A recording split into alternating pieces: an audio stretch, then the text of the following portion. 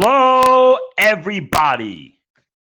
Welcome to the Crypto Hipsters Podcast, where I interview founders and co founders, entrepreneurs and artists, executives and stay at home hipsters in crypto and blockchain around the world. And I have an amazing podcast for you today. Let's get to it. And today I have an amazing guest. His name is Steve Good, and he is here to talk about his new game, Quest. Steve, Dreams Quest. Dreams Quest. Yes.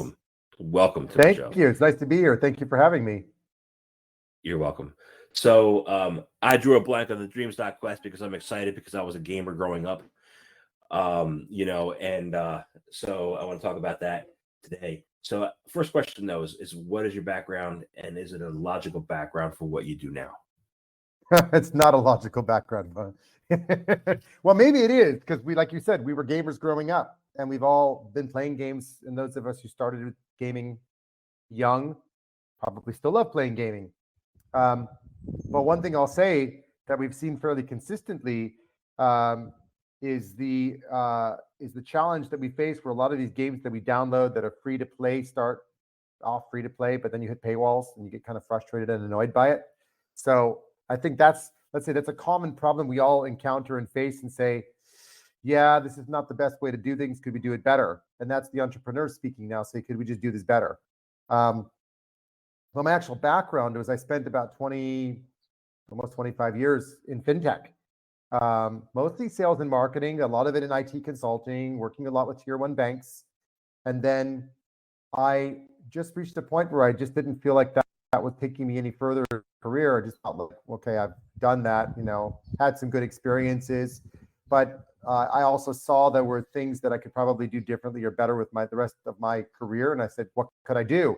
And then kind of did two things that were almost simultaneous. One was I got involved with VR a little bit, and that was more just to play around with what could virtual reality do. And I went kind of down a rabbit hole and played around with a lot of the tech and said, this is all neat, but it's not really adaptable or usable for the future. So I kind of parked it because I realized it's neat, but it's not quite there yet. It's going to take a lot more than to convince people to put goggles on their heads and use them. And especially when you look at the cost, it was never going to scale. But more importantly, I got into crypto back in 2016. And that gave me a completely different perspective on financial services and money and gaming and NFTs and DeFi, decentralized finance, and many other ways to transact and transform many industries, where I realized it's not about just focusing on the insides of an organization. It's focusing on what happens between organizations and how can you transmit more effectively. And that just continued to evolve my thought processes. And at some point, I got very heavily involved with the DeFi space last year. And in the midst of all of that, I started asking myself, so isn't there something we could do with NFTs that would be a lot more exciting than just people going and hyping on the NFT to buy and sell them on marketplaces? And I just thought, that's not it. There's got to be stuff we can do in the gaming space. And that's where my founders and I got together and said, let's make a game. And what would that game look like? So no, I'm not from the gaming sector, as far as I've never built a game, but yes, I've come from the world of building tech my entire life, and had many, many years of building both small and large complex systems. So would I say I'm qualified to build a 3D game? No, but if I got people on the team to do it, absolutely. Because that's the only way you build something or anything, is you be an entrepreneur and you build what you have to make it happen. So yeah, it's a great question. I'm glad you've asked that, because it's something no one's asked me before.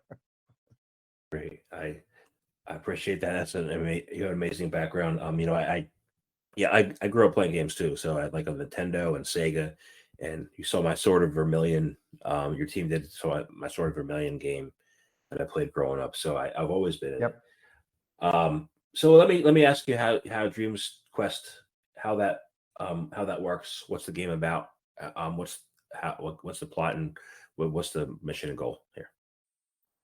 Well, so the essence of the game, and you're talking about the lore, or you're just talking about the basic constructs of what the game is, because there's different ways I Both. could take this.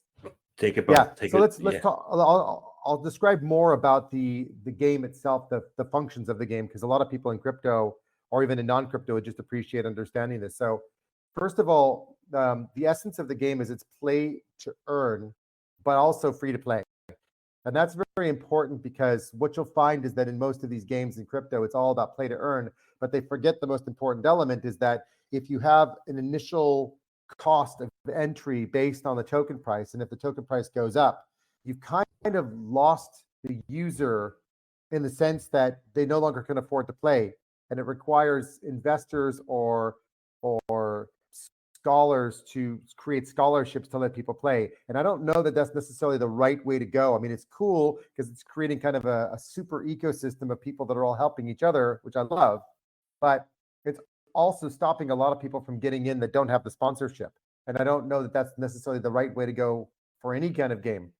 And our games designers said, look, this has to be free to play, because if you go and download any game off the internet and you start, it's always free when you first start out, whether it's 15 days or 30 days trial, or whether it's based on reaching a certain rank or level, and then it just starts getting harder and harder, and you're churning to go further. And we don't want that churning problem. We just want to remove that barrier and let it be more of a fluid experience. So the essence of the game is an RPG experience like a Diablo or Warcraft, where you wander around, you're presented with characters and beings and other people that you meet along the way, and you'll find out there's a quest that you can go on. Sometimes the quests are all tied to kind of the end game of the season. Some of them will just be side quests. Some of them will be, oh, I've discovered this room. Whoa, what is this? And no one else can see the room. Well, the why that room shows up for you and not others has to do with some of the things we're doing with NFTs, which I'll talk about in a minute, around secret keys and stuff like that. But the essence of the game is these quests that you go on to earn from them. The second part is that when you go on quests, you will find items. And of course, you have inventory as natural in any game. But in the world of crypto, we're not really used to having to drop items. But in a game, it's all about inventory. And we all know that if your inventory is full, sometimes, like in Diablo, I love playing Diablo, and it's like, I have to drop these items. I love these items, but I want to pick up this new one that's really cool. So we have to apply that same sort of philosophy to the game experience. So that is an essential element of the game, is the fact that you just can't have an unlimited supply of stuff.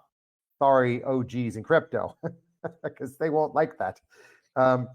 But when you've actually got items you want to sell or trade, what we're doing, which is really, I think, is one of the coolest features, is you don't have to be a game player. You can actually buy some land. You could invest in building your own shop, or if you find a shop that's for rent, you could rent it. And then you could be a shopkeeper. For example, you could be a blacksmith, or you could be an alchemist. So you can become specialized in just buying and selling and forging and upgrading items, so that somebody else doesn't have to figure out what is it that makes this weapon really good, or what is it that makes this ring really powerful. So rather than forcing everyone to figure that out, some people may want to just play around and gamify it, and they'll spend money doing that because that's what it costs. Like, same like Diablo, got to spend your coins to do it. And some people will say, I'm going to take the easy route. I want to just get the guy that knows this stuff better than I do, or this woman that knows it better than I do. Great. Let them go to the market and find the shop that's really good. And therefore, shops will have reputation, because different shops will be known for having good stuff, and other shops will be known for not so good. And that'll mean people have to sometimes make the effort to go to the shop they want to visit, or portal their way there. The final part of the game is really about the battle part, which I think is pretty exciting stuff. I mean, what we're doing is you've collected all this inventory, but this inventory is actually a bunch of NFTs. Some of them are cards, like character cards. Some of them are weapons.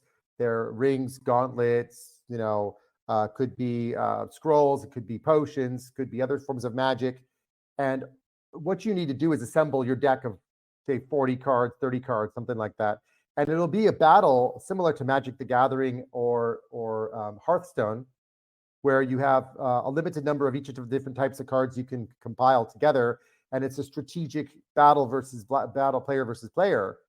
What's different is that we're bringing in unknown variables of weather, storms, temperature, climate change, that kind of thing, coming from Chainlink. So Chainlink, we're using it to bring in off-chain data and actually impose it into the game battles.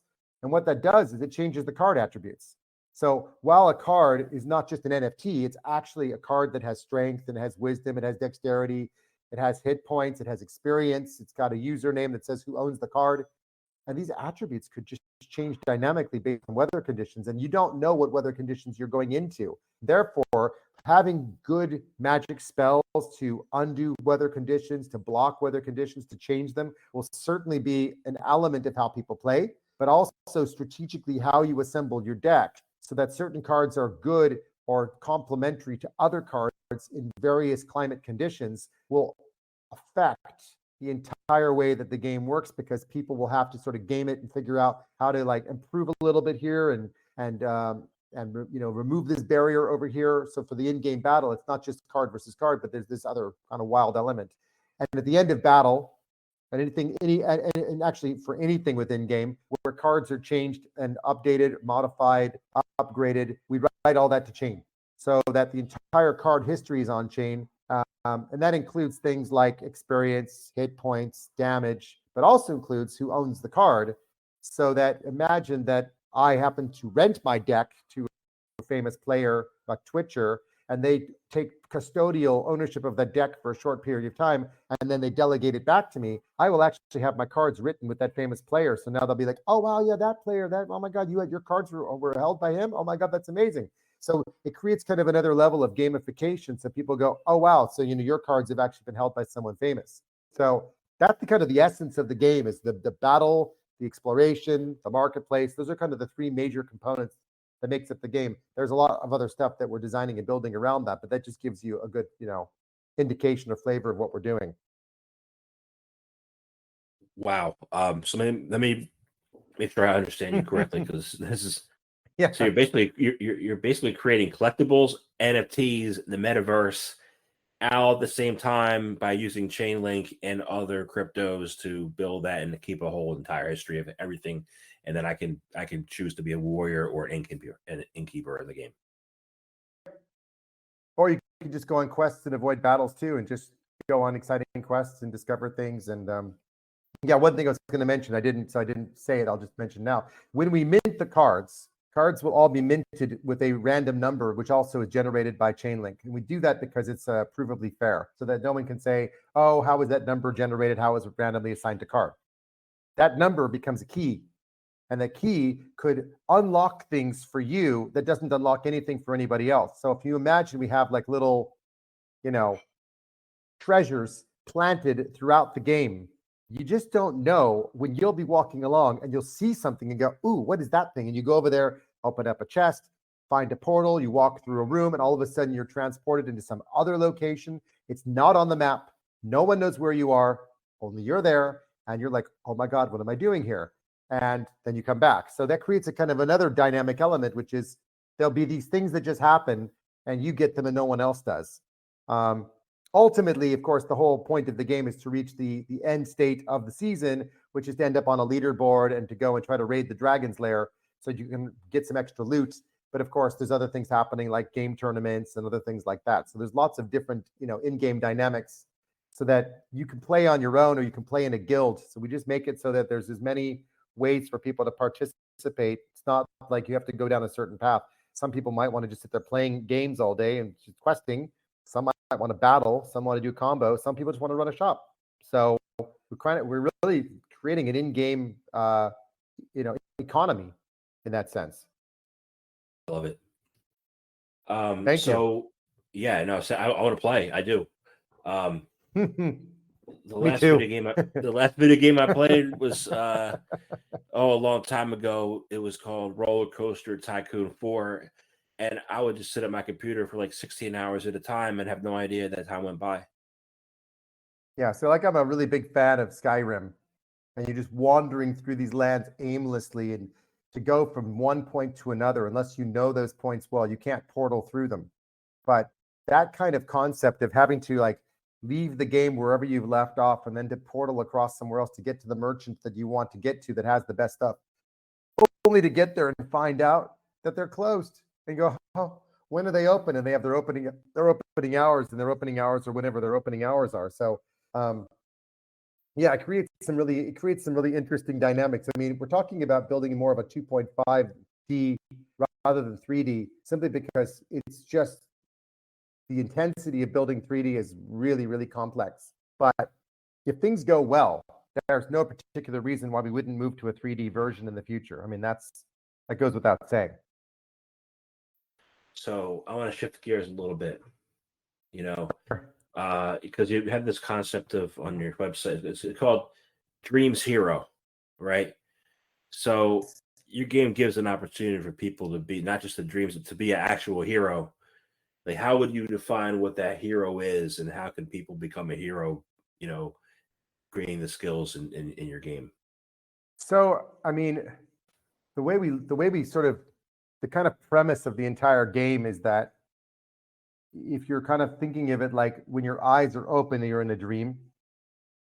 And when your eyes are closed, it's when you're actually awake and you're in this actual universe or verse, dreams verse, which is a reality. Sometimes I think we feel like that every day now anyway, the way things have been lately. So if you think of that dreams verse, then what makes a person a hero? Well, the idea that we had was that, as I alluded to before, was the idea of a leaderboard. So those who reach certain goals, milestones, achieve certain things will get on a leaderboard. And the ultimate hero gets to raid or attempt to raid the dragon's lair. It's not a very nice dragon. It's pretty bad looking reptilian. It's not like a traditional looking dragon. It's like a really evil looking thing, but it doesn't belong in either realm. It's kind of there to kind of mess with everybody on, because there's two realms in season 1, and it doesn't matter which realm you come from. It doesn't look good, and it's just this really weird, destructive looking creature. But you don't want to wake him up. So the ultimate hero is actually able to sneak in there, grab some loot, and get out, and actually end up with more in their pockets than they intended. But the whole idea of working your way through to what that hero has to do to get there is interesting. Now, I don't know how we'll treat people in the marketplace, because of course they're not questing the same way or battling. But I mean, ultimately it is a battle game like Diablo or Warcraft. All of these games have battle elements. But I certainly think that people will want to upgrade their cards and upgrade their inventory over time, because that's the nature of gaming. Is you don't just sit there with the same boring common cards. You want to get some legendaries and epics and limited cards and find ways to find cool things. And yeah, that's kind of the ultimate hero, is the one that sort of reaches the end of the season in the top player of the year. So but I think everyone's a hero because they're there to get some financial freedom and find ways to earn money without having to just work all the time, because there's a lot of places in the world where it's not so easy to get income.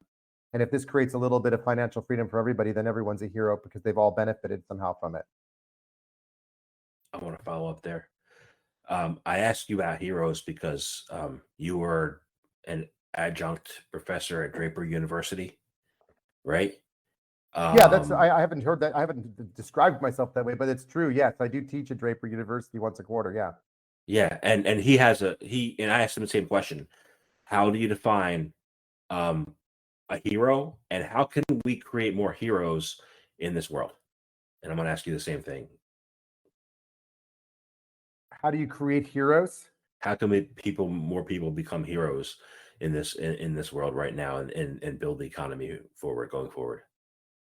I think that it's interesting. So, I mean, when I teach at Draper, one of the things that we teach everybody is they're all first of all, they're all there for a reason. And they also have to remember, they all have different strengths, different powers, different skills, different missions in life. And our missions or our goals in life can change too.